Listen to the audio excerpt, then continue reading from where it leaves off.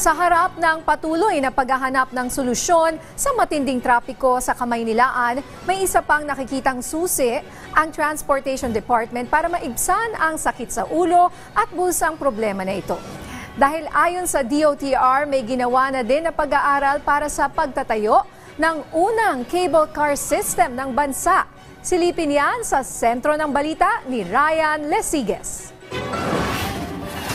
Matinding problema ngayon sa Kalakhang, Maynila ang usad pagong na daloy ng trapiko. Kaya naman ang DOTR, minamadali na ang mga proyekto gaya na lamang ng railway system na inaasahang makatutulong para maibsan ang sangasangang traffic lalo na sa EDSA.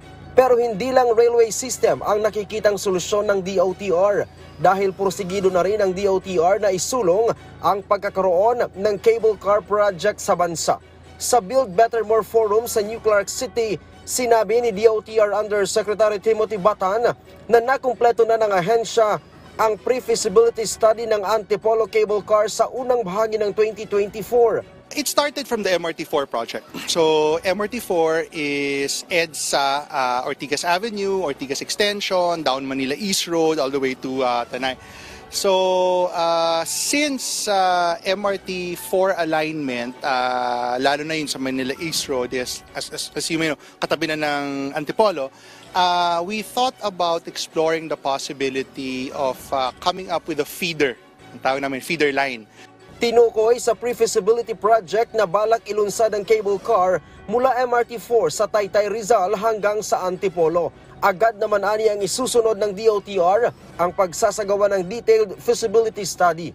Dito malalaman kung ilang pasahero ang inaasahang maseserbisyuhan ng cable car project at kung magkano ang gagastusin ng pamahalaan. We know that Antipolo is very dense, lots of residents, lots of economic activity. So it will be complementary to MRT4, to connect MRT4 with Antipolo City. And that's where the idea of a cable car project came up. Samantala, posibleng ma-bid out ng DOTR ang proyekto sa katapusan ng 2025 o sa unang bahagi ng 2026. At kung magtutuloy-tuloy, asahang maisasakatuparan ng cable car sa bansa sa taong 2028. Kabilang din sa Build Better More Infrastructure Forum ang DPWH at isa daw sa mga proyektong kanilang tututukan ang problema sa pagbaha. Nasa 18 major river basins sa bansa ang isa sa ilalim sa pagsasaayos na lalaanan ng 240 billion pesos na pondo. Sabi ni DPWH Undersecretary Maria Catalina Cabral na sa ilalim ng programa, pangungunahan daw ng DPWH ang flood management sa mga principal major river basin, gaya na lamang sa Pampanga, Mindanao River at Cagayan de Oro.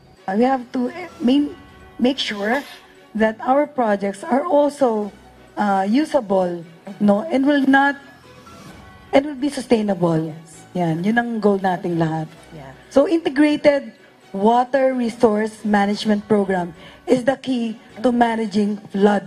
Sabi pa ng DPWH, meron na raw aabot sa 5,521 na bilang ng flood control projects nitong Mayo ngayong taon na sinimulang gawin noong Hulyo 2022. May partnership na raw ang DPWH sa DENR at NIA para sa pagbuo ng mga flood control systems para magamit ang naipong tubig para sa irigasyon at para maging source ng kuryente. Mula dito sa Tarlac City, Ryan Lesiges para sa Pambansang TV sa Bagong Pilipinas.